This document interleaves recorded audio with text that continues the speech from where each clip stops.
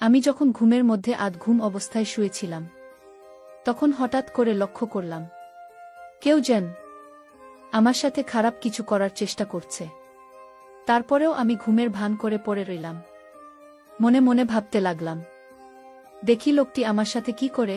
একটু পরেই আমি লক্ষ্য করলাম যে লোকটি আমার সবকিছু তুলে নেওয়ার চেষ্টা করছে। আমার কাছ থেকে আমার সম্মান, আমার ইজ্জত কেড়ে নেওয়ার চেষ্টা করছে। আমি ভয়ে হতভম্ব হয়ে গেলাম, কারণ আমার বয়স মাত্র 13 বছর। এছাড়াও রাতের অন্ধকারে আমার সাথে এরকম ধরনের অদ্ভুত আচরণ হচ্ছে। ভয়ে আমার ভিতরটা কেঁপে উঠছিল। যখন লোকটি আমার এখানে তারা একটু ছড়াবে, তখন আমি আর সহ্য করতে না পেরে আমি অনেক কষ্টে তাকে ধাক্কা দিয়ে ফেলে দিয়ে খুব তাড়াতাড়ি লাইটটা অন করি।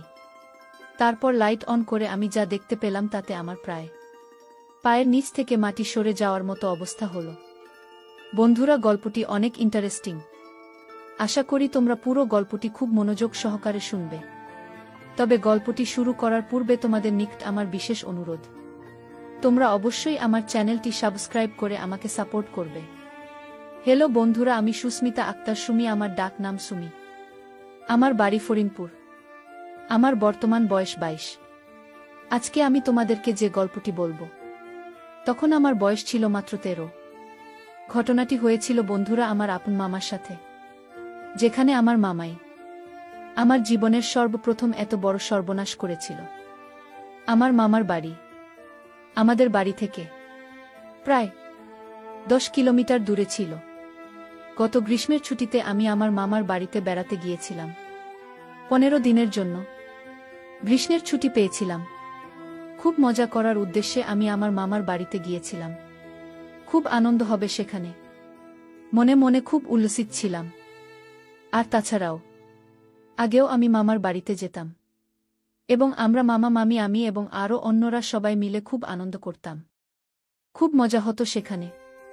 যাই হোক, প্রথম দিন মামার বাড়িতে খুব আনন্দ উল্লাস করে আমি যখন রাতে শুতে যাব, ঠিক সেই মুহূর্তে মামা আমাকে ডাক দিয়ে বলল, মৌসুমী, তোর মা আমি অসুস্থ। কি জানি হয়েছে, সকাল থেকে মাথা নাকি প্রচণ্ড ব্যথা করছে, বিছানা থেকে উঠতে পারছে না। আর মৌসুমী, এদিকে সারাদিন আমি কাজ করে এসেছি, আমার শরীরটা ম্যাজম্যাজ করছে। গত পরশু আমি কবিরাজের বাড়ি গিয়েছিলাম। কবিরাজ আমাকে এই তেলটা দিয়ে বলল যে প্রতিদিন রাতে ঘুমানোর আগে এই তেলটা দিয়ে ঘুমাবেন।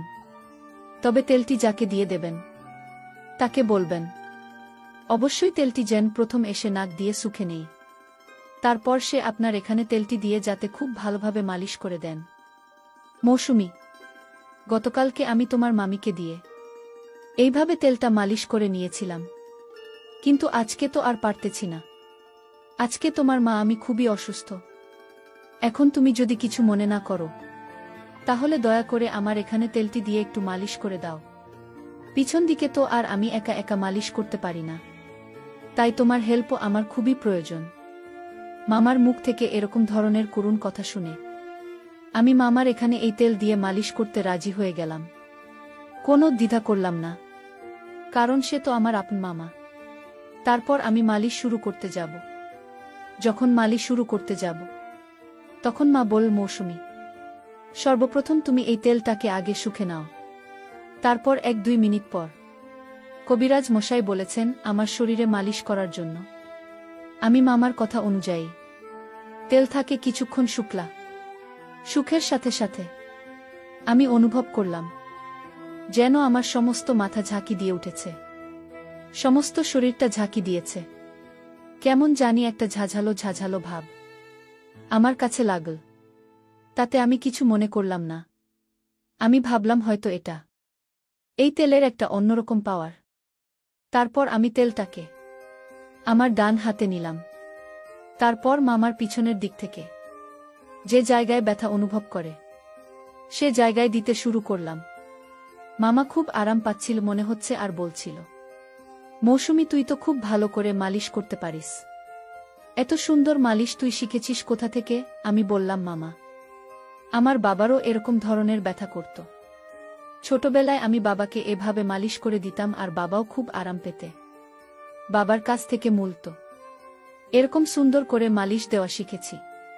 মামা আমার কথা শুনে মুচকি হাসি দিল আর বল, তাই?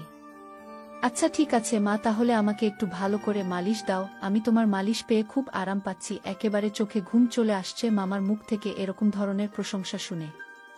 আমি খুব আনন্দ পেয়েছিলাম আর মামার এখানে মালিশ দেওয়ার জন্য খুব আগ্রহী হয়ে যাচ্ছিলাম, কারণ মামা আমার খুব প্রশংসা করছিল।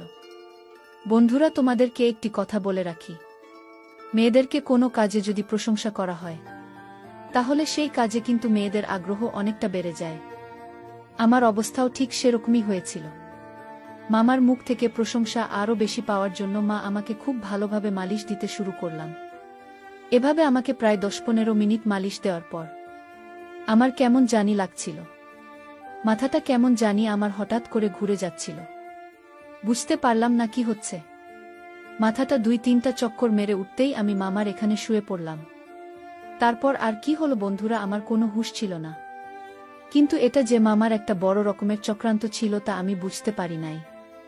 এই তেলের মধ্যে হয়তো এমন কিছু মিশিয়েছিল যে কারণে 10-15 মিনিট পর আমি এভাবে পড়ে গেলাম। আর সকালে ঘুম থেকে উঠে দেখি আমার সব কিছু এলোমেলো অবস্থায় পড়ে রয়েছে। মনে হচ্ছে কেউ আমার সাথে ভয়ঙ্কর কোনো কিছু করেছে। আর আমার নিম্নাংশের অবস্থা একেবারে খারাপ হয়ে গেছে। আমি বুঝতে পারছি না তখন কি করব। হঠাৎ করে এরকম অবস্থা কি করে হলো? যাই হোক, মামা আমাকে খুব আদর করত, আমাকে খুব ভালোবাসে ছোটবেলা থেকেই। কিন্তু মামাকে তো আমি কখনো সন্দেহ করতে পারি না। সে তো আমার বাবার সমতুল্য। আমার বাবার চাইতেও আমার মামা আমাকে অনেক বেশি আদর করতে। আর সবচেয়ে বড় কথা হলো, আমি যখন মামাকে তেল দিতে গিয়েছিলাম, অর্থাৎ মালিশ করতে গিয়েছিলাম, তখন আমার মনে হচ্ছিল আমি মামাকে মালিশ দিচ্ছি। কিন্তু সকালে ঘুম থেকে উঠে দেখি আমি আমার রুমে শুয়ে আছি, কিন্তু মামা মামার রুমে শুয়ে আছে। সকালে ঘুম থেকে উঠে আমি সঠিকটা আন্দাজ করতে পারছিলাম না, মনে করতে পারছিলাম না রাতে ঘুমানোর পূর্বে আমার সাথে কি হয়েছিল। আমি সেটা ভুলে গিয়েছিলাম। আর তাছাড়া ও আমার বয়স ছিল খুবই কম, মাত্র 13 বছরের মাথায় আমার এত কিছু বোঝার ক্ষমতাও ছিল না। বাড়িতে আমি প্রায় 15 দিন থেকে ছিলাম। 15 দিনের মধ্যে আমার সাথে 15 দিনই এরকম ধরনের অনাকাঙ্ক্ষিত ঘটনা ঘটেছে, যা আমি কখনো কল্পনাও করতে পারি নাই।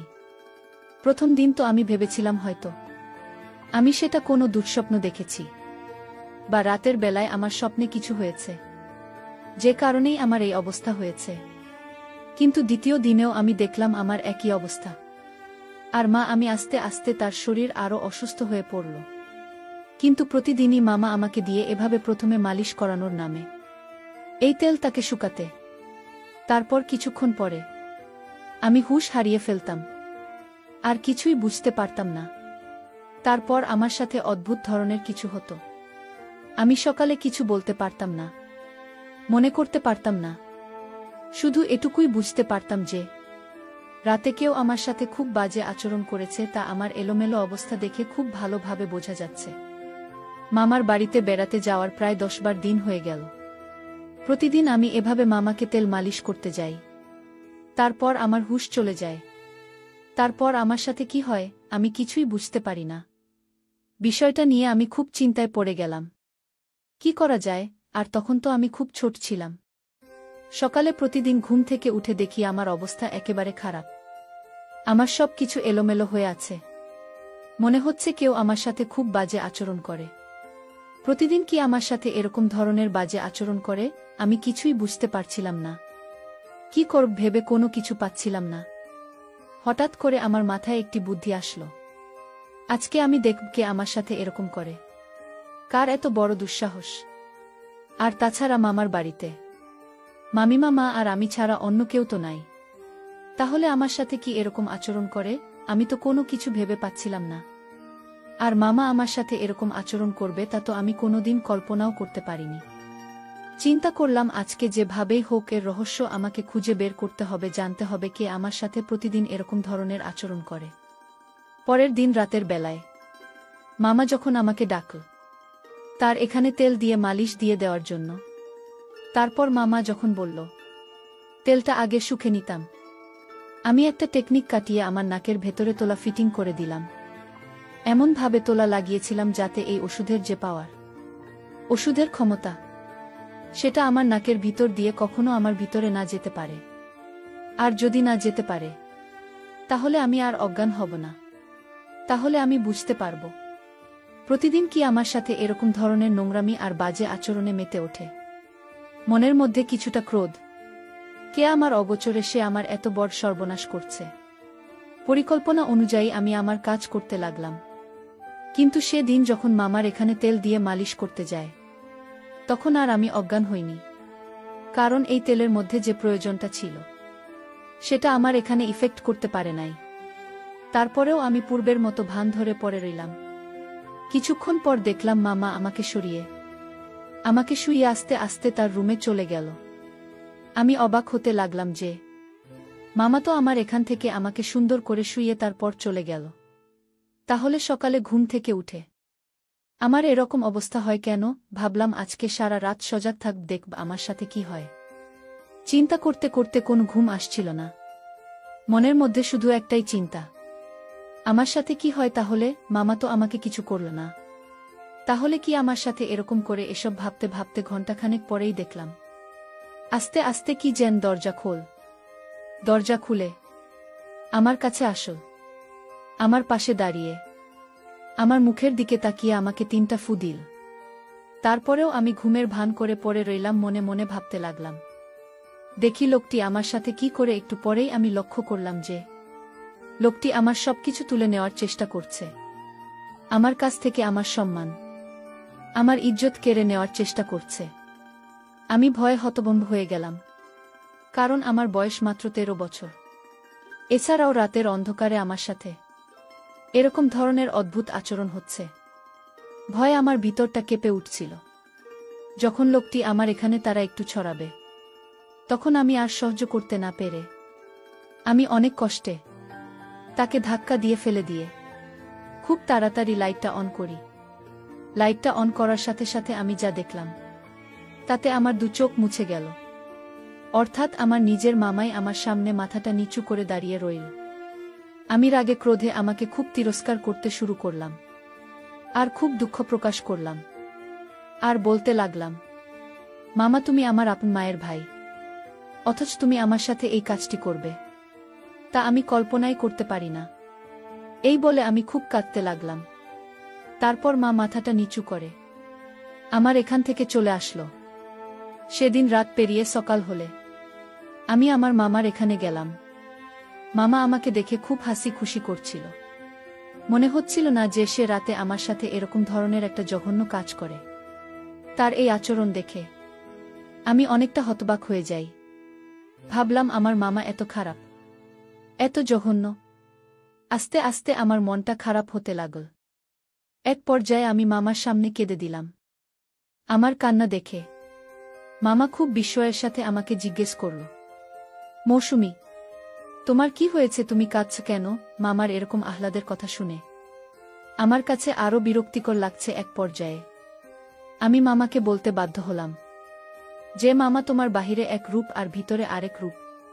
তুমি আমার সাথে যা করেছ তা কোনোভাবে মেনে নেওয়া সম্ভব নয়। আমার কথা শুনে মামা খুব হতবাক হয়ে গেল আর বলল, মৌসুমী, এসব তুমি কি বলছো? আমি তোমার সাথে কি করেছি? তুমি আমার মেয়ে, তুমি আমার সাথে এভাবে কথা বলছো কেন? তুমি আমার মেয়ের মতো, আমি তোমাকে মেয়ের চাইতে আরও বেশি দেখি। আর মৌসুমী, আমার সাথে এভাবে কথা বলছো কেন? তখন আমি বললাম, মামা, তুমি রাত্রে আমার সাথে জঘন্য আচরণ করো নাই, আমি যখন ঘুমিয়েছিলাম। মা বলল, কি বলছে আমার সুমি? আমি রাতে তোমার ঘরে যাব? কথা শুনে আমি আরও হতবাক হয়ে যাই। ভাবলাম কি হচ্ছে আমার সাথে? স্পষ্ট আমি যেখানে মামাকে দেখতে পেলাম, সেখানে মামা এখন অস্বীকার যাচ্ছে। আজকে তাহলে পুরো বিষয়টি আমি ভালো করে দেখব। বরাবরের মতোই যখন রাত হলো, তখন ঠিক যখন আমার সাথে সেই রকম ধরনের ঘটনা ঘটতে যাবে, এই মুহূর্তে আমি আমার রুম থেকে বেরিয়ে গেলাম, গিয়ে অন্য কোথাও লুকিয়ে রইলাম। কিছুক্ষণ পর লক্ষ্য করে দেখলাম আমার মামাই আমার রুমে ঢুকছে। আপনি খুব ভালো করে লক্ষ্য করে দেখলাম লোকটি যখন আমার রুমে গিয়ে প্রবেশ করল, তখন আমি খুব তাড়াহুড়া করে আমার রুমে চলে গেলাম। মামা রুমে চলে গিয়ে দেখি মামা তার রুমে ঘুমিয়ে রইল। তখন আমার মনের ভিতর অনেকটা ভয় কাজ করছিল। ভাবলাম আমাকে আমি নিজের চোখে দেখে আসলাম, তার রুমে ঘুমিয়ে রইল, তাহলে সেই লোকটিকে দেখতে তো হুবহু আমার মামার মতোই দেখা যায়। ঘটনাটি দেখে আমি খুব ভয় পেয়ে গেলাম।